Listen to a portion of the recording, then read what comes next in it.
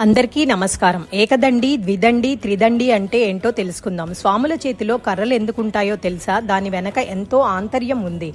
ఆదిశంకరాచార్యులు, మాధ్వాచార్యులు, రామానుజాచార్యులు, జియర్ స్వాములు మరికొందరి చేతిలో కర్రలు ఉంటాయి. అవి వారి వైరాగ్యానికి, తాత్వికతకు, ద్వైత అద్వైత భావాలకు గుర్తు. ఏకదండి ధరించేవారు అద్వైత సిద్ధాంతాన్ని విశ్వసిస్తారు. ఉదాహరణకు ఆదిశంకరాచార్యులు, వీరి చేతిలో రావి చెట్టు నుంచి సేకరించిన కర్ర ఉంటుంది. ద్విదండి, రెండు కర్రలు కలిపి ఒక్కటిగా కట్టి ధరించి బోధనలు చేసేవారు. ద్వైత సిద్ధాంతాన్ని అవలంబించేవారు. ఇందుకు ఉదాహరణ మాధ్వాచార్యులు. దేవుడు వేరు, జీవుడు వేరు అని బోధిస్తారు. జీవాత్మ, పరమాత్మ వేరు అన్నది వీరి సిద్ధాంతం. త్రిదండి, మూడు కర్రలను ఒక కట్టగా కట్టి భుజాన పెట్టుకునే వారిని తత్వత్రయం అంటారు. ఇలా ధరించేవారు విశిష్టాద్వైతాన్ని బోధిస్తారు. వీరిది రామానుజాచార్యుల పరంపర. ఏకదండి, ద్విదండి, త్రిదండి అంటే ఇదండి. నచ్చితే కామెంట్ చేయండి, లైక్ చేయండి, షేర్ చేయండి, సబ్స్క్రైబ్ చేయండి. మీతో అనురాధ కంచర్.